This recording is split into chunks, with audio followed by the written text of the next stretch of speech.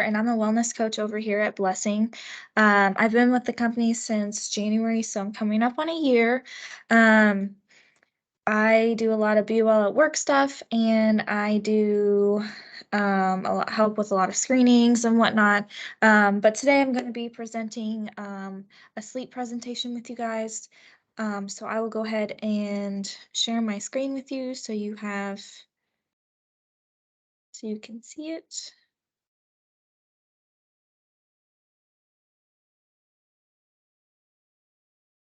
All right, guys. So we'll go ahead and get started. Um, so we're going to be talking about sleep today. I really like this quote: "Sleep is the golden chain that ties health and our bodies together." I feel like this is often overlooked. We definitely can't participate in our daily tasks if we don't get adequate amount of sleep. So understanding that sleep is the golden chain that ties our health and our bodies together is something that should be looked upon a lot more. Anyway, getting into the good stuff here, a lack of sleep can be detrimental to your well being. So many accidents are caused from a lack of sleep. I found this really interesting. Actually, over 100,000 car accidents each year are caused by tired drivers. So if you imagine, like, you know, the hospital is a really good example of this. Um, you have a lot of nurses, doctors that work 12-hour, plus shifts. They leave, they're tired on their way home. Um, you know, that is dangerous and could be a cause of an accident. Not saying that it's just doctors or just nurses or whoever in the health system, but people that work, the graveyard shift overnight, anybody that's working constant 12-hour shifts, if they're driving at night or, if they've been constantly awake for 12 plus hours, like that is definitely going to have an increased um, of your well-being, being fatigued, and could definitely lead to some accidents. So another fact I found, being awake for 18 hours is equal to a blood alcohol concentration of 0.08%, which is considered legally intoxicated.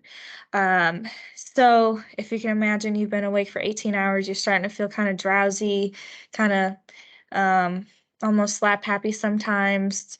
Um, that's why. Um, and it's like it says, equivalent to being having a blood alcohol concentration of being um, legally intoxicated. So it's very important that we get enough sleep and we get adequate sleep. Lack of sleep can also lead to obesity, depression, slowed reflexes, hypertension, diabetes, and even heart disease. Now, obviously, we never want to get to this point.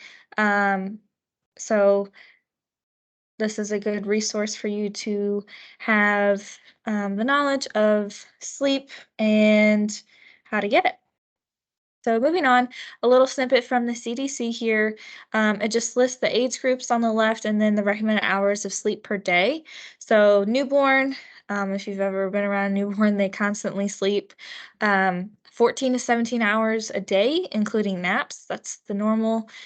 Infant, 12 to 16 hours, including naps. Toddler, 11 to 14 hours a day, including naps. Preschool, 10 to 13 hours, including naps. School age, 9 to 12 hours, teen 8 to 10, and lastly, us adults, we get 7 or more plus hours of sleep. Now, for me, I would really like to get 10 hours of sleep or 11 hours of sleep. That would be really nice. But my daughter, she's about 1 years old, so she gets about, I would say, 12 hours of sleep per night. So I feel like she's fully rejuvenated when she wakes up at 6 a.m. I wish we were able to get that much, or I was able to get that much, because I feel like I would also be more rejuvenated as well. Um, so how can you get more sleep? These are a couple things that you can do. Establish a regular bedtime routine and wake up at the same time every day. Exercise in the late afternoon or early morning. Invest in a comfortable bed and bedding. Sleep in a dark, quiet, cool space. So nowadays they make those blackout curtains. I have those. They work. I use them in my daughter's room as well. I think they work really well, and they're definitely worth the money.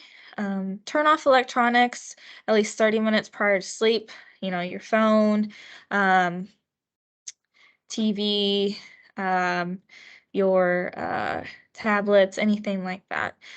Try and avoid naps if all possible. No caffeine after early afternoon, and then no alcohol before bed because that can also be a stimulant. Adequate sleep, but still tired. I feel like a lot of us probably feel this way. So some questions you can ask yourself: Do you snore? Does your partner tell you that you quit breathing or gas during your sleep? Do you have uncontrolled hypertension or diabetes? Or do you have morning headaches and dry mouth when you wake up? If you answered yes to any of those or a couple of those, it might be time to see your doctor. Your doctor might decide you may need a sleep study to eliminate some sleep apnea as the cause of your sleep troubles. And sleep apnea is a cessation of adequate breathing during the night, which we'll go over here in a minute as well. But also, they can help you rule out any um, other type of sleep disorders as well through that sleep study. Yeah. So the sleep study is an all-night test that takes place while you're asleep. Uh, you can see in the picture here, this guy has belts and airflow sensors monitor his breathing, and EEG wire monitors brain activity. Muscle activity is recorded, and oxygen levels and heart rhythm are also recorded as well. So we talked about sleep apnea a few minutes ago. Basically, when you stop breathing, the brain releases adrenaline in a bid to wake you up. It is equivalent to being scared on repeat all night. So if you could think about being scared, like you let out a little bit of adrenaline, you jump, you might shriek a little bit. So imagine that happening all night long. Your body's going to be very tired. And if it's left untreated, the risk of a heart attack and stroke can increase. Prevents the body from entering deep stages of sleep where rest and repair happens. Hormones associated with hunger aren't able to regulate, leading to higher caloric intake. So this is a really good image of what sleep apnea can look like. The top picture here is somebody that has normal breathing during sleep. So this person is laying down flat on their back. You can see these teal arrows going through the mouth here that has a nice um, normal airway for you to breathe. And then down here, you can see this arrow can't even fit down there. Um, it's an obstructive or a blocked airway there. So um, that's usually what doctors look for in your sleep study. If there's a blocked airway there, um, which causes the disruption of breathing when you're sleeping, then we can diagnose that as sleep apnea. So treatment options for sleep apnea are a CPAP or a BiPAP machine. Um, Now, obviously, they don't heal or cure this 100%, but it do help with the side effects or the symptoms of it. So a CPAP, that stands for continuous positive airway pressure. That's this white one on the left here. It provides a single set pressure throughout your sleep. It's more affordable and it's not as great for accumulating changes in breathing. But still, this is probably one of the most used machines for sleep apnea.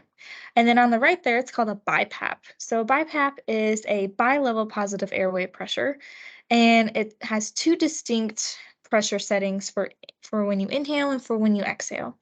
Um, it it's more used to treat more complex sleep disorders, which we will get into on this slide.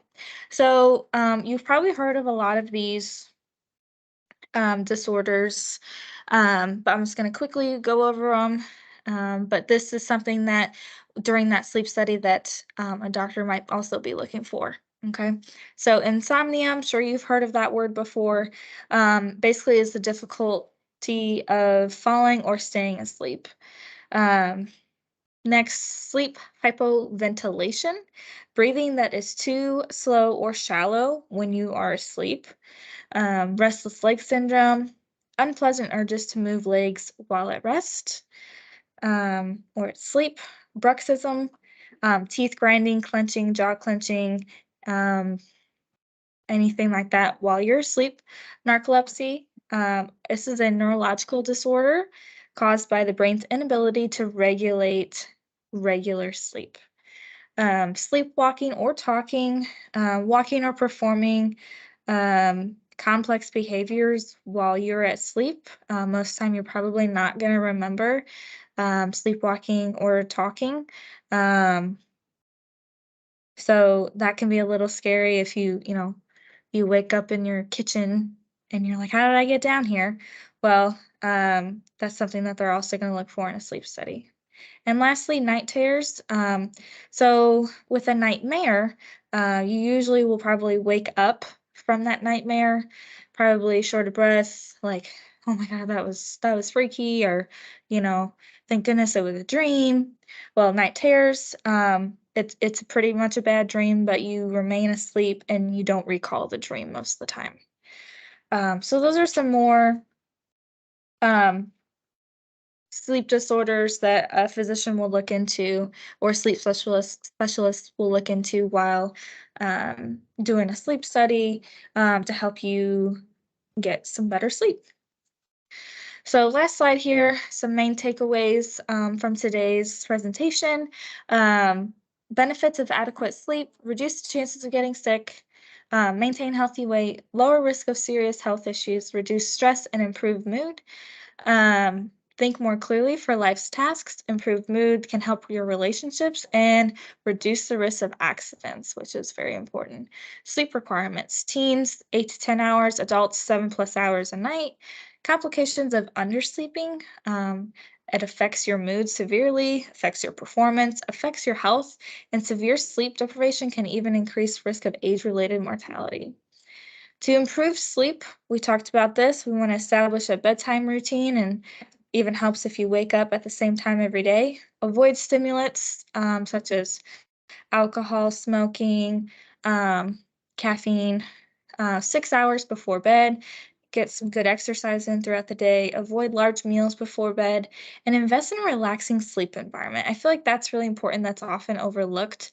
Um, I know that we spent quite a few pennies on our bedding in our bed, just because, well, one, when I was pregnant, I had trouble sleeping, but we take sleep very seriously in our house, having a baby. So whenever we can get a good night's sleep, we'll do whatever we can.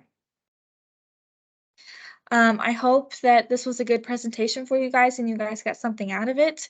If you have any questions about this or comments or concerns, you can email me, danny.ponder@blessinghealth.org, or my extension is 2325. Most of the time I'm at the BBC, but you'll catch me around at the clinic, screenings. Um, That's about all I got for you guys. Well, I really hope you, like I said, got something out of this, and I appreciate you guys taking the time to watch. And I hope that you all had a good Thanksgiving, and then you have a good Christmas if I don't see you. Thank you guys so much.